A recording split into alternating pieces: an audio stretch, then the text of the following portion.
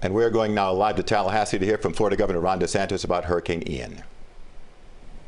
Over the past 2 days, and more recently, starting this morning, the track has migrated south of Tampa. At the 11 o'clock advisory from the National Hurricane Center, had landfall somewhere in the Sarasota area. The 5 p.m. advisory has adjusted that track a little bit more south, and so again, this is an inexact science, of course, subject to change, but they're now forecasting it to strike land basically at the Charlotte-Sarasota County border. And if you look at that area and you're familiar with that area, you know there's a lot of potential for flooding and storm surge in that part of the state. You also, because of the track it's taking, expect a major impact somewhere in that area. But it's also going to continue moving throughout the state, and it's actually going to exit probably somewhere Volusia, Flagler, St. Johns counties. So that's going to take tropical storm force winds at a minimum up through almost like it's riding I-4. So you're going to have impacts in places like Polk County, Orange County, Volusia County. That's going to be significant winds. It's also going to be a lot of rainfall. And so those areas are already saturated. You're going to end up with more. That is going to cause hazards for trees falling down. It will likely interrupt power for many communities in that part of the state. And this is going to be working its way. You'll have the first landfall will be tomorrow night, Wednesday night, but it's going to meander through the state all the rest of Wednesday night, all of Thursday, and it's going to exit most likely sometime on Friday morning. So this is going to be a lot of impacts, and they will be felt far and wide throughout the state of Florida. I want to commend our counties on Florida's Gulf Coast for all their hard work in doing preparations, particularly over the last week. We also have a lot of residents in those counties.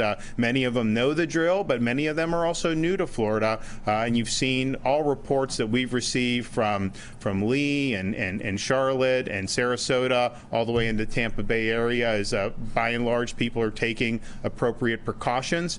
When you look at storm surge of this nature, that is a very life-threatening hazard when you're talking about 10 feet, 12 feet of storm surge, which you could see in certain parts of this when it makes landfall. It's also going to produce a massive amount of rain. It is going to produce major flooding.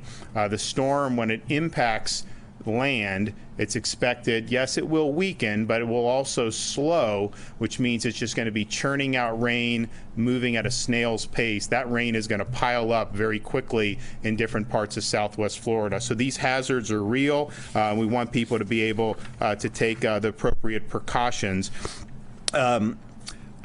Listen to your local emergency management officials. There have been evacuations now in place for some time up and down the Gulf Coast of Florida. As the storm moves in, you're going to potentially have directives issued from folks in the interior of our state or even on the east coast of the state for low-lying areas that absolutely could end up flooding due to this storm. So listen to that and heed those instructions and make sure you're doing what you need to do to be able to protect yourself.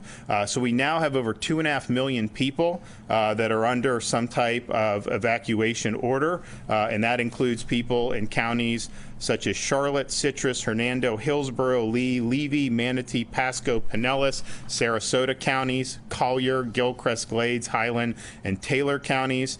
Make sure you know your evacuation zone. You go to floridadisaster.org/plan-prepare, floridadisaster.org/plan-prepare. We can rebuild property, we can fix infrastructure, you can fix your home. You don't get a mulligan when your personal safety is at risk. And so we know this thing is going to be hitting the state directly sometime tomorrow evening. You still have some time, but that time is rapidly running out. Florida Department of Transportation and Florida Highway Patrol have been in coordination. Once the traffic on I-4 reduced to under 40 miles an hour and you started to see the buildup, they have activated the emergency shoulder use on I-4 eastbound from Tampa to Orlando. This will add capacity and will allow the evacuations to move more quickly. In this area, motorists can use the left shoulder, and then in Orlando, where the shoulder use ends, there are several roads where motorists can move north or south, or they can continue on I-4 in the normal traffic lanes. And we do emergency shoulder use rather than the one-way traffic, because you still need to be able to get people into where the storm is coming with supplies and all sorts of other things. And so this has been studied by this department for a decade.